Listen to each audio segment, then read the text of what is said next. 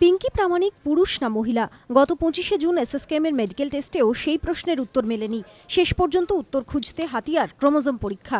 সেজন্য রক্তের নমুনা সংগ্রহ করতেই সোমবার ফের এসএসকেএমে নিয়ে আসা হলো ধর্ষণে অভিযুক্ত অ্যাথলিট পিঙ্কি প্রামাণিককে। সকাল 11:20 নাগাদ এসএসকেএমে আসেন পিঙ্কি। প্রায় 45 মিনিট সেখানে ছিলেন তিনি। ক্যারিওটাইপিং বা ক্রোমোজোম পরীক্ষার জন্য তার দেহ থেকে 8 থেকে 10 মিলিলিটার রক্ত সংগ্রহ করা হয় এদিন। মেডিকেল বোর্ড হয়েছিল, মেডিকেল এক্সামিনেশন এবং যা যা এখানে এক্সামিনেশন করার ছিল, hormone plus MRI, CT scan, সেগুলো হওয়ার পরে একটা প্রিলিমিনারি রিপোর্ট অনারেবল কোর্টের কাছে সাবমিটেড হয়েছিল। প্লাস ওনার কাছে একটা প্রেয়ার করা হয়েছিল যে ক্যারিওটাইপিংয়ের জন্য আমাদের এখানে যেহেতু আমরা করতে পারবো না, একটা অন্য জায়গায় পাঠানোর জন্য পারমিশন, মানে ইনস্ট্রাকশন, কোর্টের ইনস্ট্রাকশন।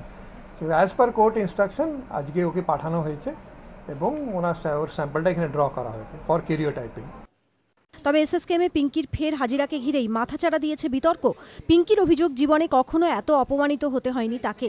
যদিও তার অভিযোগ একেবারে উড়িয়ে দিয়েছেন এসএসকেএমের সুপার।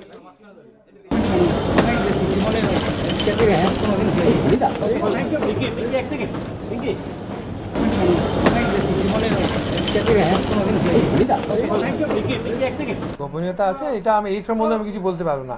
এখানে সেরকম কিছু হয়েছে বলে আমার মনে হয় না। অ্যাকচুয়ালি আমাদের পুরো সিক্রেট, এটা তো আমাদের প্রফেশনাল সিক্রেট, আমাদের মেনটেন করতেই হয়।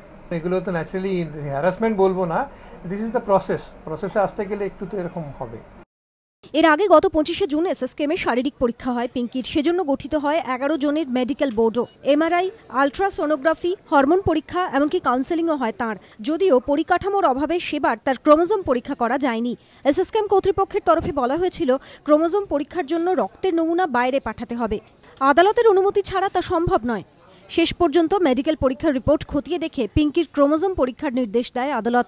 তারপরই সোমবার ফের তার রক্তের নমুনা সংগ্রহ করা হয়। পিঙ্কির রক্ত ক্রোমোজোম পরীক্ষার জন্য হায়দ্রাবাদে পাঠানো হচ্ছে বলে জানিয়েছেন স্বাস্থ্য দপ্তরের মুখপাত্র অসিত বিশ্বাস। নিমাই পান্ডা ও ময়ূখ ঠাকুর চক্রবর্তীর রিপোর্ট, এবিপি আনন্দ, কলকাতা।